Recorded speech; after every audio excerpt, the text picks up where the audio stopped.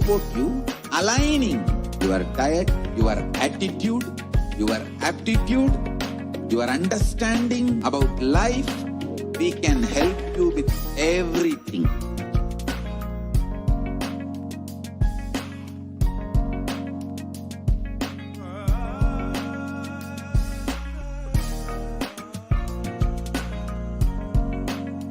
If you are interested in enlightenment, we will immediately bring this to you. If you are not interested, we will explain the whole science, inspire you and make you interested in enlightenment time. We need to cater this enlightenment science to the whole world wherever they are, because enlightenment is the birthright of all human beings. Kailasa is responsible to provide that to all human beings.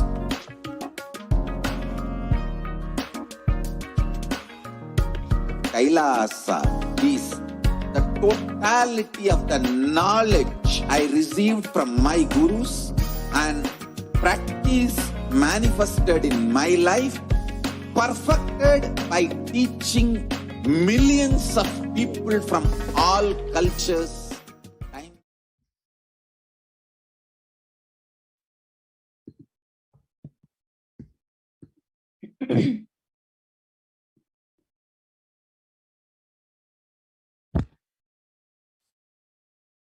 Nithyanandam Paramasukadam Kevalam Jnanamurtim Dhandvatitam Ganadasham Tadvamasthyadilaksham Ekam Nityam Vimalamachalam Sarvadhi Sakshibhutam Bhavatitam Trigunarahitam Sadgurum Tam Namami.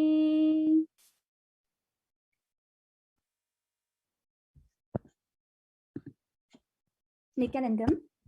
Today, October 24th, is the United Nations Day, and on behalf of Kailasa Nation and with the blessings of the Supreme Pontiff of Hinduism, Jagadguru Mahasannidhanam, His Divine Holiness Bhagavan Sri Nithyananda Paramashivam, we welcome each and every one of you on this very important day. We have here delegates of the Sri Kailasa Nation, myself, Ma Vijayapriya Nithyananda, Ma Nitya Katitananda, Ma Nitya Swatantra Priyananda, and Ma Nitya Mahakatitananda. Today is the perfect opportunity to gather from all around the world to pay tribute to the United Nations for their extraordinary contributions to humanity and to discuss how Kailasa's Uniting Nations, founded and led by the Supreme Pontiff of Hinduism, Jagadguru Mahasannidhanam, His Divine Holiness Bhagavan Sri Nithyananda Paramashivam, has taken the responsibility to achieve the Sustainable Development Goals of 2030 as declared by the United Nations for a peaceful and sustainable future. Who is the Supreme Pontiff of Hinduism? The Supreme Pontiff of Hinduism, Bhagavan Sri Nithyananda Paramashivam, was born on January 3rd, 1978, and he is the reviver of Kailasa, the ancient enlightened civilizational nation, and the great cosmic borderless Hindu nation. The Supreme Pontiff of Hinduism is the 1008 incarnation of Paramashiva, as per Hinduism, recognized by his predecessors who are enlightened masters and adepts. The Supreme Pontiff of Hinduism has made the science of power manifestation, yoga, and temple-based universities available for all humanity. The Sovereign Order of Sri Kailasa, led by the Supreme Pontiff of Hinduism, and Nithyananda Order of monks, nuns, and Hindu diaspora are working for global peace and to achieve superconscious breakthrough humanity.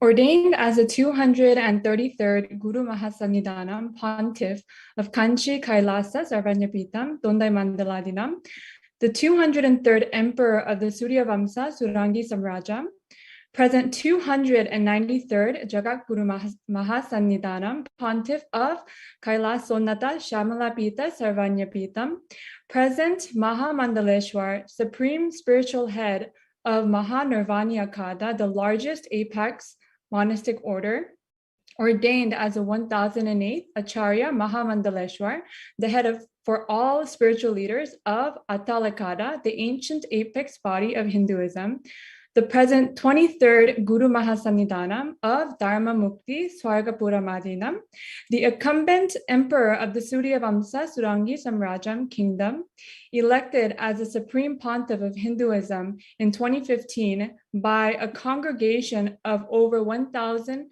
Hindu leaders, pontiffs, and spiritual leader of the 2 billion Hindu diaspora worldwide. For the past 27 years of his public life, the Supreme Pontiff of Hinduism since an enlightened system for communities all around the world. The Supreme Pontiff of Hinduism has inspired over 30 million Hindus to revive the non-violent-based enlightened ecosystem. The Supreme Pontiff of Hinduism initiated the Minutes for Peace meditation in 2003, and since then, 4.3 billion minutes and meditation have been recorded. The Supreme Pontiff of Hinduism launched a No Hungry Home project with 1 billion free meals served globally since the last 27 years. During the COVID-19 pandemic, the Supreme Pontiff of Hinduism opened his monasteries as a sanctuary for thousands of families, provided quarantine facilities free of cost. And the United Nations also published Kailasa's report, University, with 1.65 million enrollments, 2,700 courses, with over 450 extended campuses in more than 150 countries, with more than 10,000 hours of spiritual discourses on ancient, rare spiritual manuscripts. The Supreme Pontiff of Hinduism is also a strong advocate of vegetarianism, and he is a defender and upholder of women and LGBTQ+ rights. The Supreme Pontiff of Hinduism has built 11 temples in North America and 150 temples around the world, with 10,000 females served daily, over 250,000 programs conducted, including free daily yoga and meditation classes.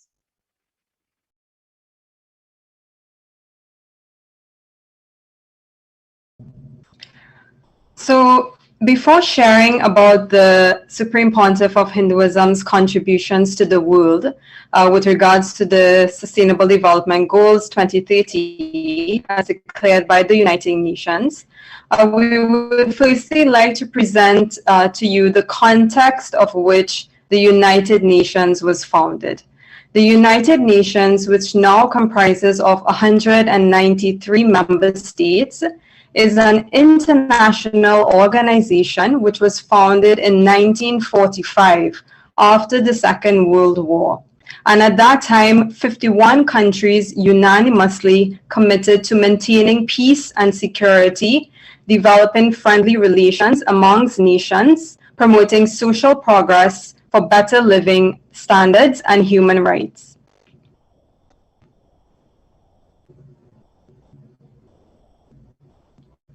So when it comes to the UN Sustainable Development Goals, there are 17 of them.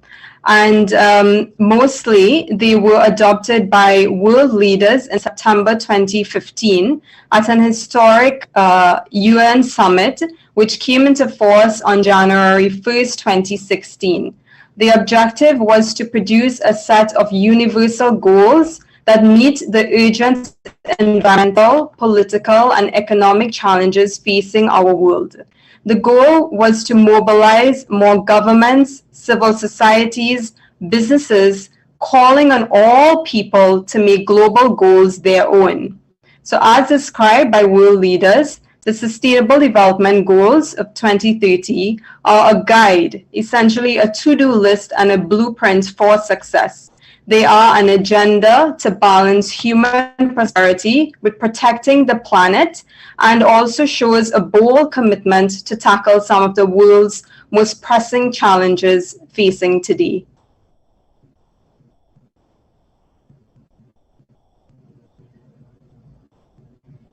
So as mentioned before, there are 17 UN Sustainable Development Goals. The first one is no poverty. Goal number 2, zero hunger. Number 3, good health and well-being. Number 4, quality education. Number 5, gender equality. Number 6, clean water and sanitation. Number 7, affordable and clean energy. Number 8, decent work and economic growth.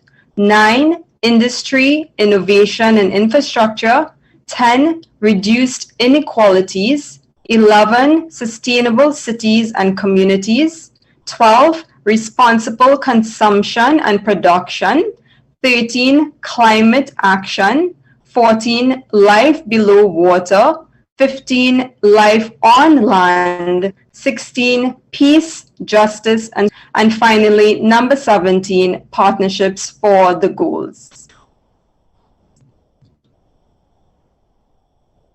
And the UN Sustainable Development Goals, essentially Sri Kailasa Uniting Nations has mapped all of 108 causes towards these UN Sustainable Development Goals, which will be shared shortly.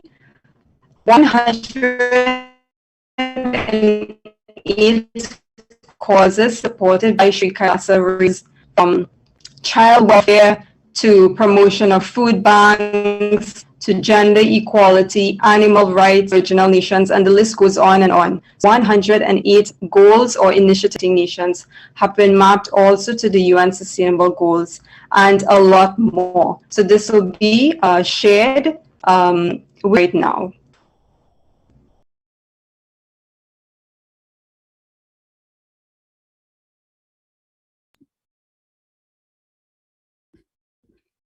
So similarly to the context which led to the creation of the United Nations, Sri Kailasa Uniting Nations was founded by the Supreme Pontiff of Hinduism as a survival need.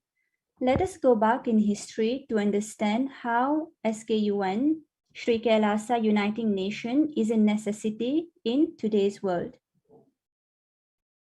Hinduism was a state religion in 56 nations across the continent, from Afghanistan, Pakistan, India, Nepal, Burma, Sri Lanka to Singapore, Malaysia, Cambodia, and Indonesia. In 200 states, 1,700 provinces, and 10,000 traditions.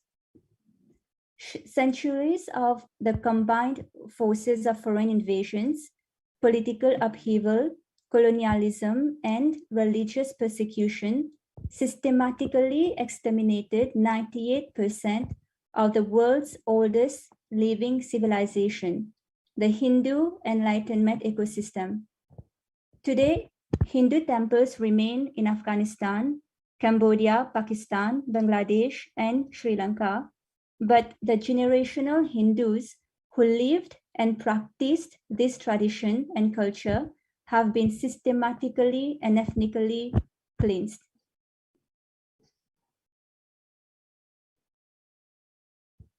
So to preserve the most ancient enlightened ecosystem in the world, as per Hindu scriptures, the Supreme Pontiff of Hinduism declared the independence of the sovereign state of Sri Kailasa as per internationally accepted norms.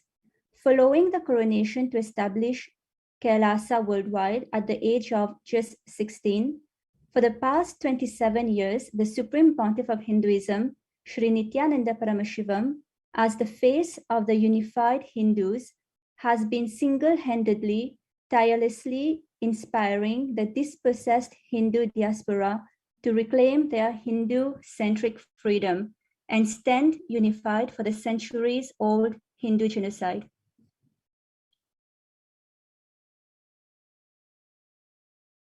The Supreme Pontiff of Hinduism has declared, "I am the collective voice of all the persecuted Hindus. I will revive and rebuild a Hindu nation built on Vedagamic principles as a refuge for all practicing and aspiring Hindus, a safe haven for all persecuted Hindus.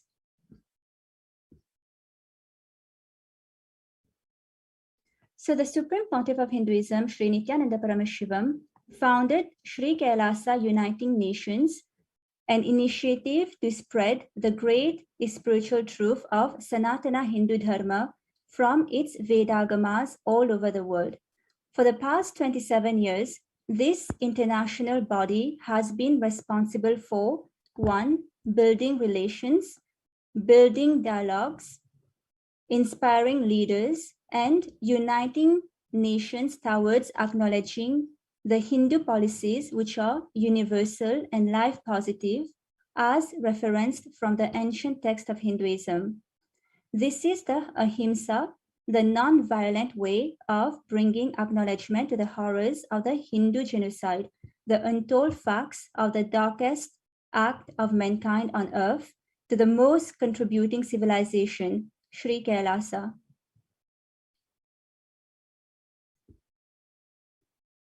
Sri Kailasa Uniting Nation is working towards the revival of the 10,000 indigenous traditions and nations and has committed to fulfill 108 initiatives as mentioned before, including animal rights, human rights, children's rights, women's rights, and more.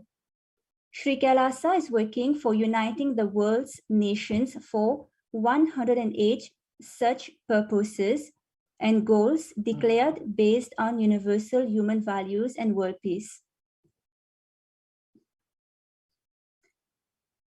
So you can see all the 108 causes taken up by Sri Kailasa Uniting Nation on Sri Nithyananda Paramashivam page, official page, Sri Kailasa's official page on the website.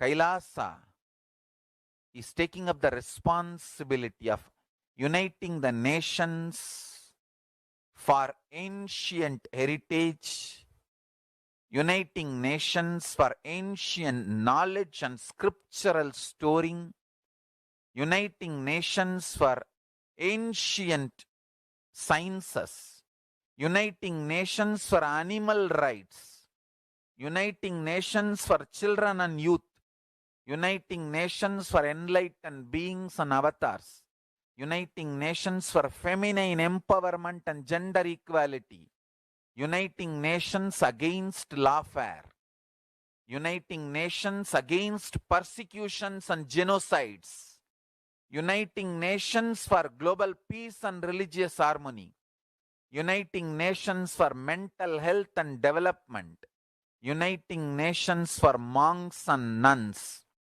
uniting nations for mystical and spiritual sciences, uniting nations for nutritious food and hunger-free world, uniting nations for persecuted religions, uniting nations for revival of ancient civilizations, uniting nations for unique religions, uniting nations for yoga, uniting nations for ancient sacred arts and ancient sacred sciences, uniting nations for consciousness studies and consciousness practices, uniting nations for enlightened cultures and arts, uniting nations for indigenous aboriginal nations and traditions and cultures, uniting nations for advocating peace, uniting nations for yogic sciences, uniting nations for family health and development, uniting nations for rights of the immigrants, uniting nations for safe and supportive entertainment, uniting nations for best right spiritual techniques and technology. Understand? uniting nations for prevention of mass killings, uniting nations for orphans and abandoned children, uniting nations for furthering the researches to find cure for HIV/AIDS, uniting nations for against the atrocities and crimes. We are working in all this line, and devotees, disciples, volunteers are creating organizations in multiple nations to do all this good work.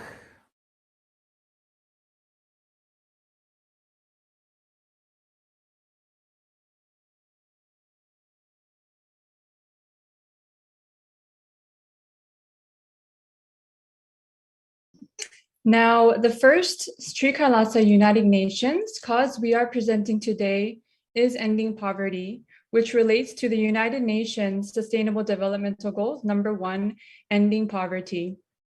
Poverty, as defined by World Vision, is not just about money, but also includes issues of access to services such as healthcare and education, marginalization, and exclusion. Since 1990, more than 1.2 billion people have risen out of extreme poverty. Now, 9.2 of the world survives on less than $1.90 a day, compared to nearly 36% in 1990. But the COVID-19 pandemic has jeopardized the future of the next generation as it threatens to reverse years of progress in the fight against global poverty and income inequalities.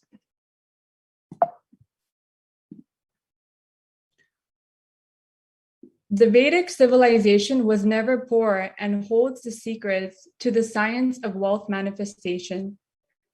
In fact, the 56 Hindu nations, which once lived in abundance until 1757, Bengal was the richest province in the whole world. The Vedic civilization offered from the space of Advaita, living in peaceful coexistence with one another, fulfilling their respective responsibilities, thereby equally contributing to the prosperity and stability of the society. We have one Shastra Pramana that we would like to share with all of you. So in Bhagavad Gita, chapter 2, verse 47, Lord Krishna shares an important Hindu principle with all of us, which guides us towards living a life that is based on responsibility instead of being driven by greed, and thereby ensuring the stability and the prosperity of the society.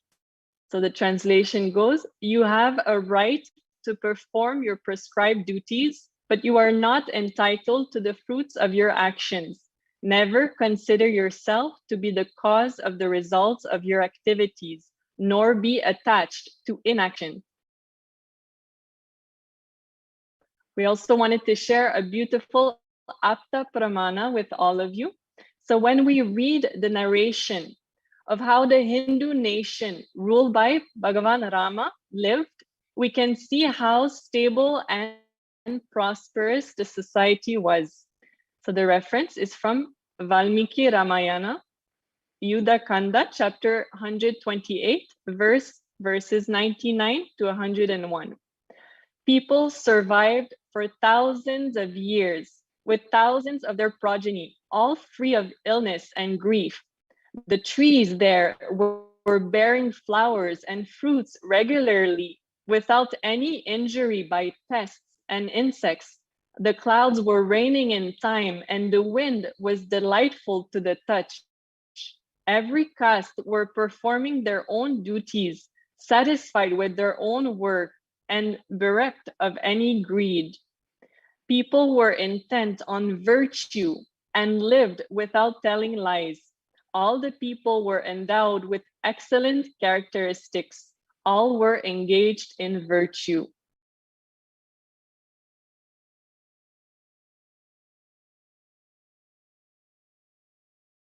So now we will now listen to a video where the Supreme Pontiff of Hinduism explains how poverty was artificially created by invaders.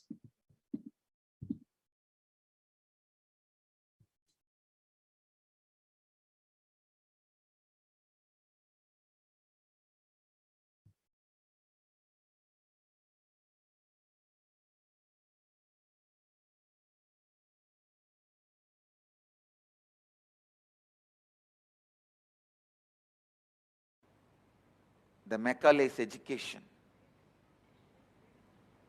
which took away our clarity about Advaita.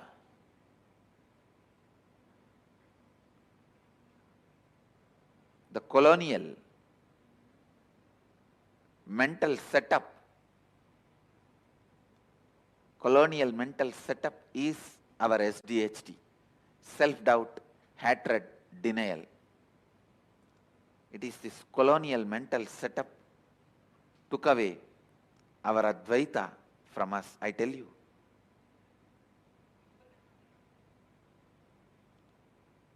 First of all, we never had poverty till we have been swindled by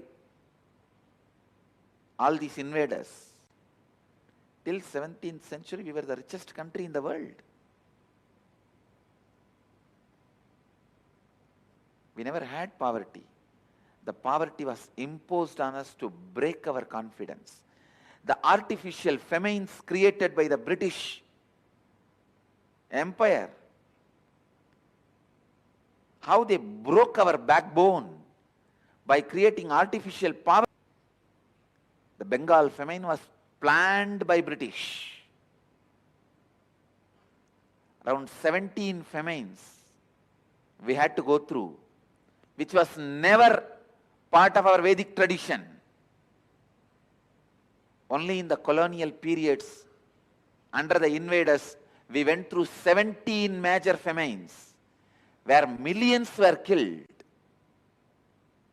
It is just to break our confidence on our Vedic tradition, on our lifestyle, on our thinking pattern. I tell you, that is the way they inserted SDHD, self-doubt, self-hatred, self-denial into us.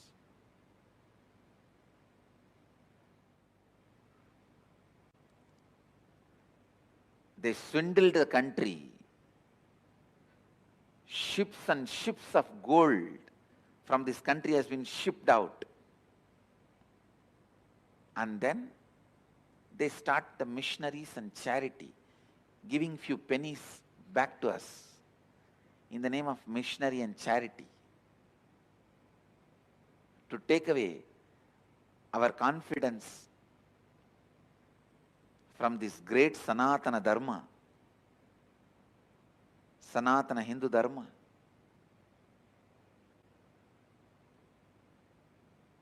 Many times people ask me, why do you wear this gold Rudraksha, gold throne? I want to tell you, it is not gold, it's gold painted. Second, I wanted to remind you guys the richness, the way the Vedic tradition lived, the richness we had in the Vedic tradition. Unfortunately, all the good things, auspicious things are attributed to the Western colonial lifestyle.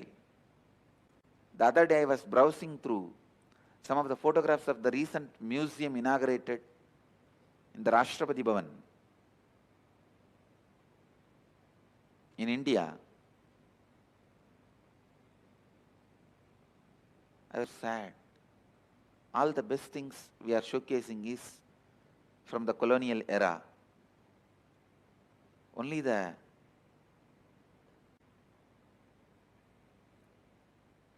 British things are gold coated, golden.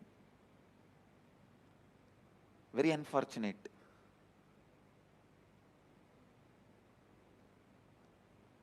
The idea of best life is somehow associated with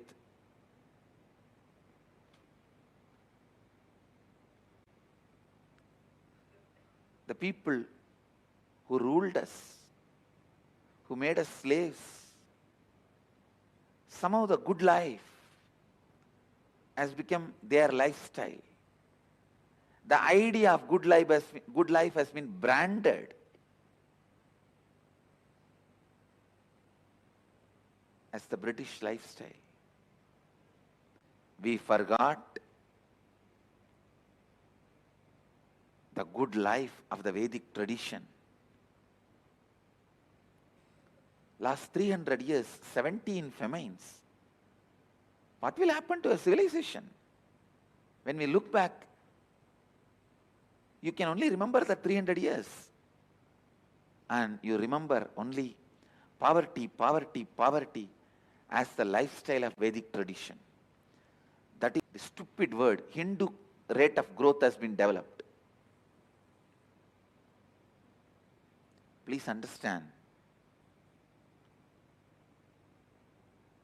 Our self-doubt, self-hatred, self-denial has been created, injected, encouraged by the British by putting us into poverty, showing their lifestyle as a good lifestyle. And still we stupid fellows are practicing and believing the same. Practicing and believing the same.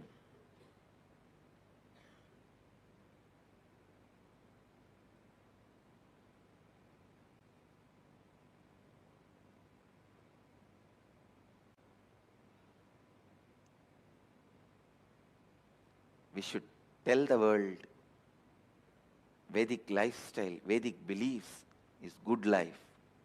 And that brand of good life, royal life, luxury life, best life should be again connected back to living Advaita, the non-dual consciousness. The people who live and practice non-duality does not need to be always with a begging bowl.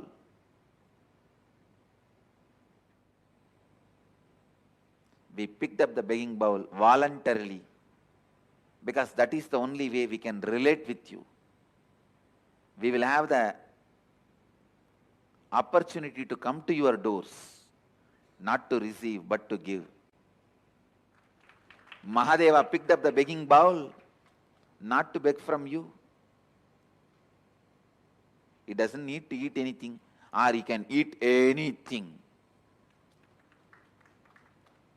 He doesn't need to eat anything, or he can eat anything. He did not pick up the begging bowl to receive something from you, to come to your doorsteps so that you see his grace, the grace he carries, and may follow living Advaita. In 1943, millions of people in Bengal starved to death by artificial famine created by British. This was the last effort to break our confidence that we won't be able to survive on our own without British ruling us.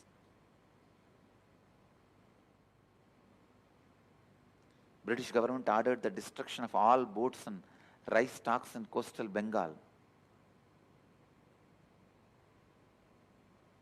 And it exported 70,000 tons of rice for the use of British troops and British civilians.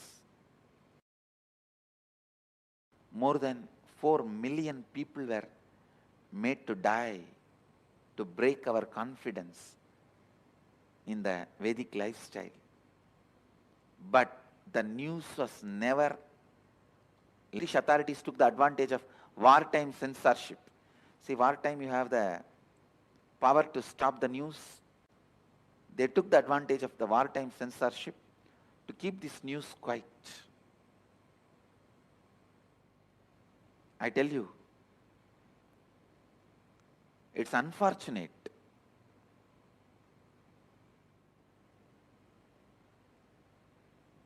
Even we started believing the reason for our poverty, our suffering, all the bad things is our lifestyle and our thinking style and the cognition given to us by the Advaitic tradition, which is completely wrong. Understand?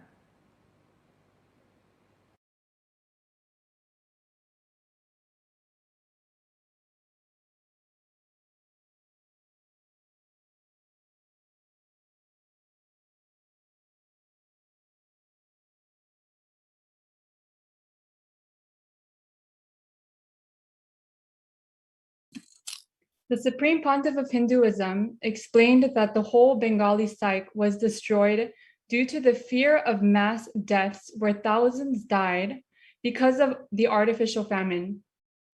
They lost their morale. They lost the morale of trusting life. The whole Bengali consciousness was suffering with the root pattern of life is cruel. To clean and heal the collective consciousness, the Supreme Pontiff of Hinduism has conducted multiple workshops on the secrets of manifesting wealth as per the Hindu scriptures and initiated thousands into wealth consciousness.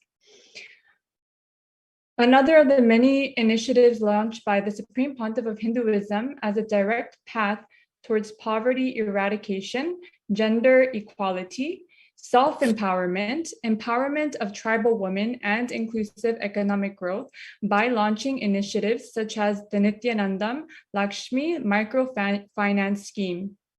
This special venture launched by the Supreme Pontiff of Hinduism in 2009 continued since then, specifically supports rural and urban women. The Supreme Pontiff of Hinduism's religious order, which entered into microfinance as early as 2009. The Supreme Pontiff of Hinduism has conducted multiple workshops on the secrets of manifesting wealth as per the Hindu scripture, initiated thousands into wealth consciousness.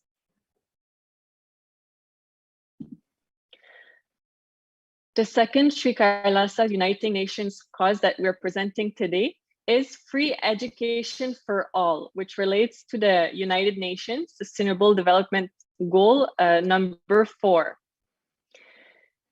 So what is education? As per the UNESCO's definition, education is the process of facilitating learning or the acquisition of knowledge, skills, values, beliefs, and habits. What is quality education, as per UNESCO's definition, specifically entails issues such as, number 1, appropriate skill development, 2nd, gender parity, 3rd, provision of relevant school infrastructure, equipment, educational materials, and 4, resources, scholarships, or teaching force. Now, some statistics. In developing countries, 1 in 4 girls are not provided basic education.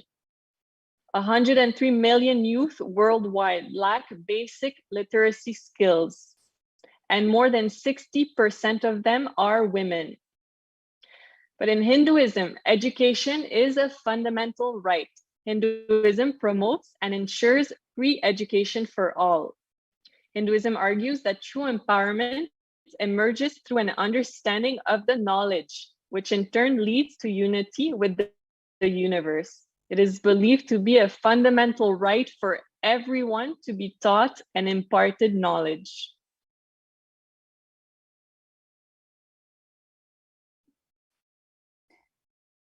In the Bhagavad Gita, chapter 13, Lord Krishna gives us the definition of knowledge in 5 verses. The verses say, next slide. The verses say, humbleness, freedom from hypocrisy, non-violence, forgiveness, simplicity, service of the Guru, cleanliness of body and mind, steadfastness and self-control, dispassion towards the objects of the senses, absence of egotism, keeping in mind the evils of birth, disease, old age, and death, non-attachment, absence of clinging to spouse, children, house, and so on, even-mindedness, amidst desired and undesired events in life, constant and exclusive devotion towards me, and inclination for solitary places and an aversion for mundane society, constancy in spiritual knowledge, and philosophical pursuit of the absolute truth. All these I declare to be knowledge, and what is contrary to it I call ignorance.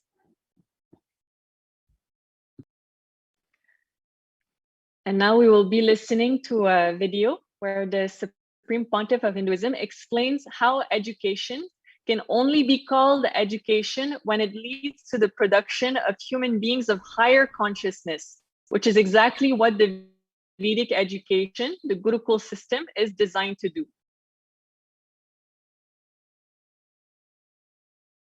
Only when the education is producing the human beings of higher consciousness, it can be called as education.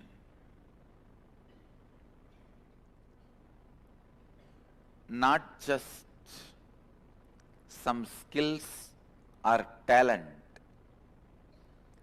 Set of skills and talent does not make you educated, as I said.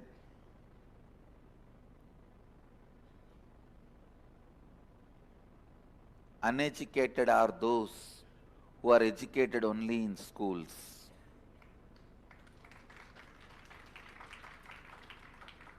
Uneducated are those who are educated only in schools. Please understand, in any civilization, any culture, any country, any society, if there is a peace, there will be a lot of research and development. The Hindu civilization, 95% of the monuments we built are monuments for education. 3% is for great educators and teachers. Understand? All our temples are not monuments of some war victory. It's a place for education in memory of the great teachers and educators. It's a Samadhi of Siddhas. Based on the monuments, you can understand what was highly respected in that civilization, in that society. There was so much peace, so much of research, development, so much of knowledge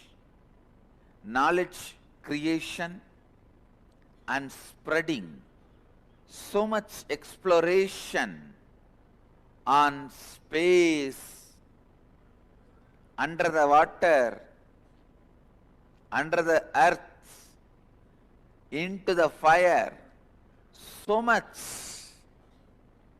has been done, so much knowledge was available.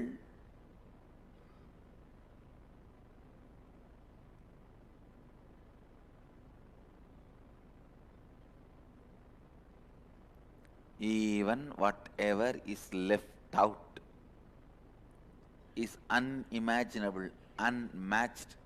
Humanity may take at least 5,000 years to catch up with Vedic knowledge. To catch up with our education system, they may take even 10,000 years. Understand, the statements I am making are not out of ego, arrogance, self-pride or anything. I am simply stating the fact, simple truth straight away as it is.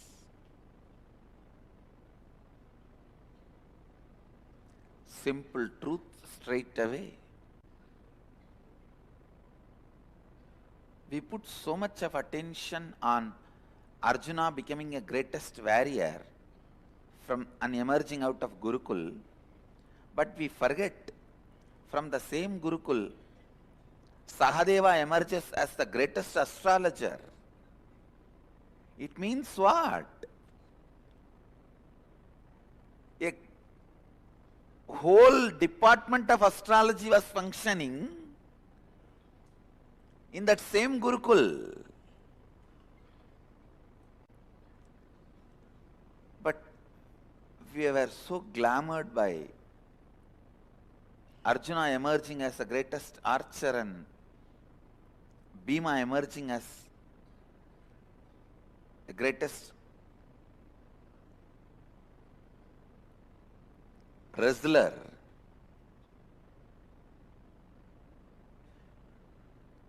We forgot Sahadeva emerged as the greatest astrologer. Please understand, even to be a greatest archer, you need the knowledge from multiple other disciplines. What we built, what we revered, what we respect, what we want to be, what we want to remember, how we want to be remembered. Understand these two. What we want to remember when we were in the body, life, how we want to be remembered by our next generation. All these aspirations were centered on education. All these aspirations were centered on education.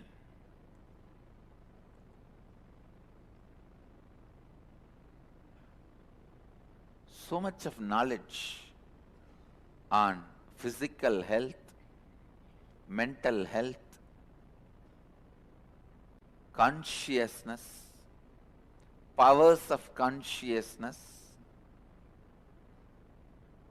so much was available. Our education system, our Gurukul system, making human beings should again become the mainstream education system.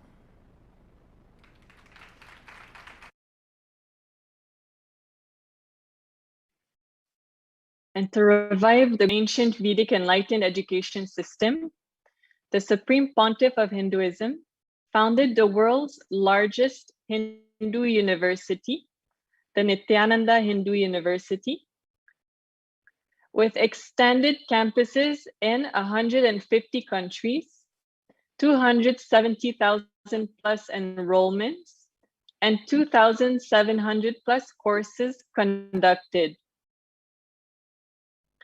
Through the Nithyananda Hindu University, the Supreme Pontiff of Hinduism is collecting 1 million source books of Hinduism and making the pursuit of degrees and doctorates available to all. The Supreme Pontiff of Hinduism also founded the Nithyananda Gurukul with 40 centers worldwide, providing free services for education and well-being of children. The Supreme Pontiff of Hinduism has revived the authentic Gurukul system, which provides gender equitable access to free quality education in English, science, history, and math, as well as all the Vedic sciences, such as meditation, yoga, and arts, and a safe place for girls to learn.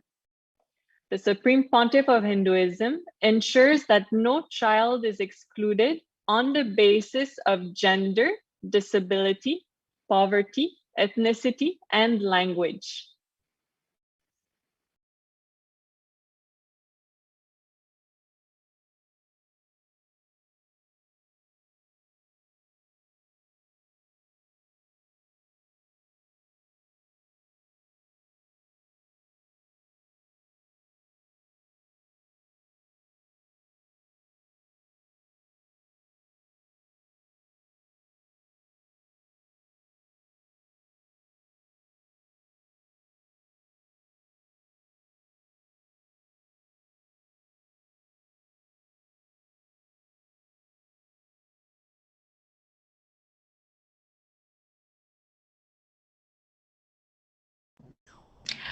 Okay, so while we get the slides up and running, we will now move into renewable energy and affordable and clean energy. And this is mapped to the UN Sustainable Development Goals number 7, which is clean and affordable energy. So by now you may have understood the entire context of Sri Kailasa Uniting Nations, the 108 initiatives led by the Supreme Pontiff of Hinduism, His Divine Holiness Bhagwan Nithyananda Paramashivam, and how all of this is being mapped to the UN Sustainable Development Goals. And we would have spoken about education as well as ending hunger. So now as we move into renewable and affordable clean energy, the first thing that we must know of is the definition. What is clean energy or renewable energy? So clean energy or renewable energy is defined as the useful energy that is collected from renewable sources, which are naturally replenished on a human time scale, including carbon neutral sources such as sunlight, wind, rain, tides, wave, and geothermal heat. And geothermal heat, for those who may not know, it comes from heat that is developed from volcanic activity. So according to the World Health Organization, air pollution kills an estimated 7 million people worldwide every single year. The WHO data shows that almost all of the global population, which is 99%, breathe air that exceeds limits containing high levels of pollutants, with low and middle income countries suffering from the highest exposures. And this has led to increased mortality from stroke, heart disease, chronic obstructive pulmonary disease, lung cancer, and even acute respiratory infections. So many may not even know that air pollution actually causes so many other health issues, not just lung cancer or respiratory issues, but it is linked to even heart attacks and stroke. So moving along,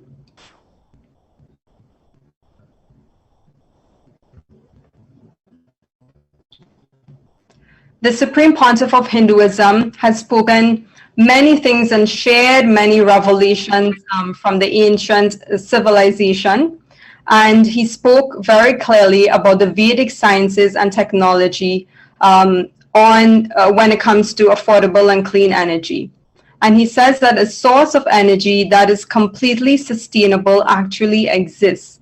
And it's a kind of technology that operates from the power of consciousness. So this is something that is not yet widely known to mankind. Actually, very recently, Swamiji mentioned that the fifth force of the universe is the power of consciousness.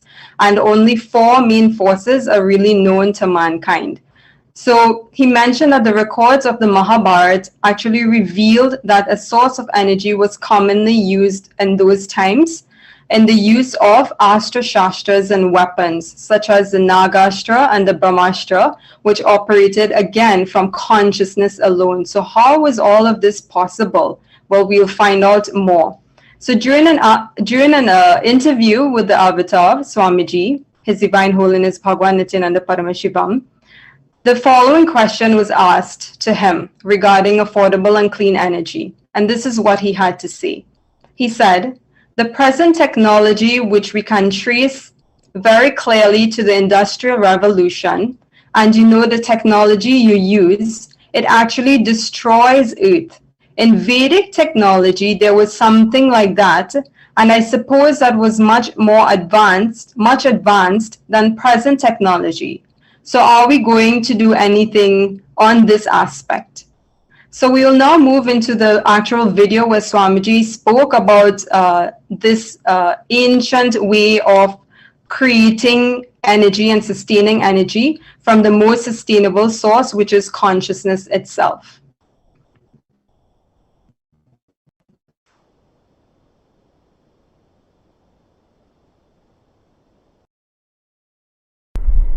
In Vedic technology, sources are from other planes and other places. We were importing. Surya comes and gives his powers Then Indra comes and gives his Vajra. Varuna comes and gives his powers.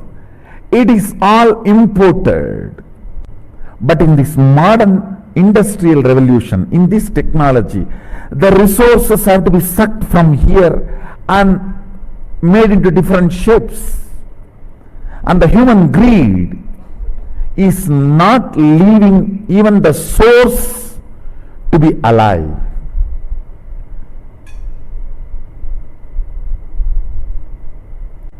This is my responsibility. I will have to find alternative resources, fuel, energy, and bioenergy.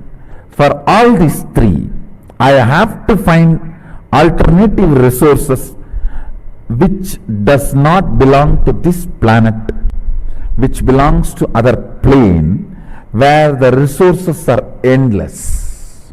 See, the other plane resources, one good thing is, such large population does not exist in other planes. That's one. Second, such large demand does not exist there. People ask me,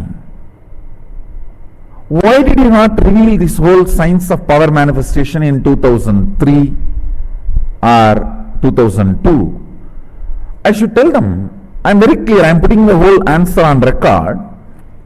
It is not that in 2003, 2004 I do not know this science, but it takes its own time to get downloaded, settle down and open up and reach out to the people. In 2003 itself we have video records, we have video satsangs where I am speaking about this power manifestation, where I am even explaining the procedures. They will be given a Shaktipat in third eye and then they will start reading blindfolded. I am speaking. But it took at least 3-4 years for the whole science to settle down, body to adjust for that vibration, for that frequency, and for that to manifest, and that kind of a disciples to come and receive. The whole thing to become a demonstrable Sakshi Pramana. It took at least 3-4 years. Same way, now I know the Shastra Pramana and Apta Pramana, and even as Atma Pramana, that it is getting downloaded. Just today I was telling that the Aushadha for immortality is already become my Atma Pramana now, which was Shastra Pramana, Apta Pramana. It is already now my Atma Pramana. Today only I said, let it be on record, at least for the sake of history. For this to become Sakshi Pramana, I am roughly looking at next at least 2 years. All these sciences are not dead. We just need to take the responsibility to receive them and manifest them and properly organize it to make it user friendly and reach it out to the humanity. I should say my whole mission is that only. My whole life is that only. And surely, at least within next 5 years, I will find an alternative resource. Fuel, energy and bioenergy.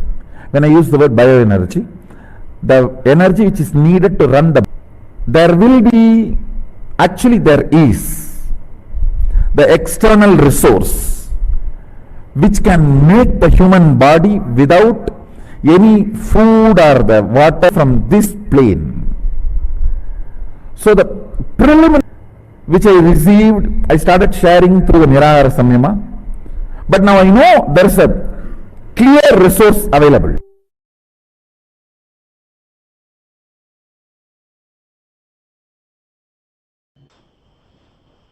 So before we move into the other segment, I would just like to share that all viewers, there's a lot of exciting things happening and offerings by Sri Kailasa Uniting Nations, especially the youth out there, those who love science or love anything that has to do with innovation.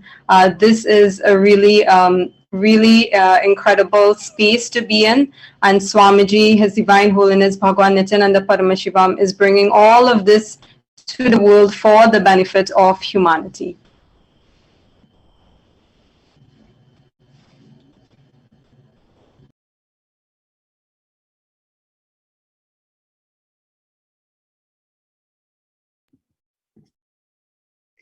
So the fourth Sri Kailasa Uniting Nations that we are going to present today is the SOSK's partnership, meaning the Sovereign Order of Sri Kailasa's partnerships. Over the past 27 years, the Supreme Pontiff of Hinduism has successfully formed an efficient network of religious peacekeepers made up of international humanitarian agencies, which are now active in over 100 countries. Specifically, the Supreme Pontiff of Hinduism has launched the 6 international Om mandates for the betterment of mankind, and they include the saffron Om, the red Om, the white Om, the yellow Om, the green Om, and the blue Om.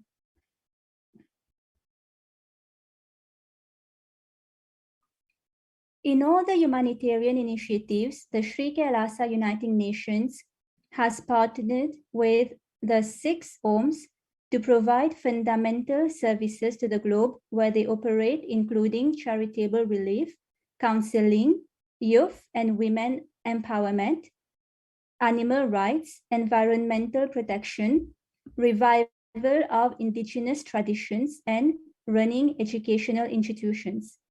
By doing so, the Supreme Pontiff of Hinduism works to raise humanity to the next level of conscious evolution through spiritual strength, thereby leading the way to a sustainable future. Recently, Kailasa has established diplomatic relations and partnership with the government of Uganda to eradicate hunger, foster youth leadership, holistic health, education initiatives, environmental stewardship, and sustainable living. The Supreme Pontiff of Hinduism has received over 1,000 of recognitions from government officials from many countries, including the US and Canada, in the form of proclamations, letters, and certificates of recognitions. And also, thus far, 4 of Kailasa's reports on the persecution on the Supreme Pontiff of Hinduism and Kailasa, and also the contribution to humanity, especially during COVID, has been published by the United Nations. And some of the reports, the media disinformation in India, which was published by the United Nations Special Rapporteur for Freedom of Opinion and Expression, the persecution of the Supreme Pontiff of Hinduism and indigenous women of Kailasa, and also a report on femicide against women was also published by the United Nations, and Kailasa's COVID care solutions and multilateralism. And as we can see on the screen, these are some of the recognitions that Sri Kailasa and the Supreme Pontiff of Hinduism have received in recognition of the humanitarian services.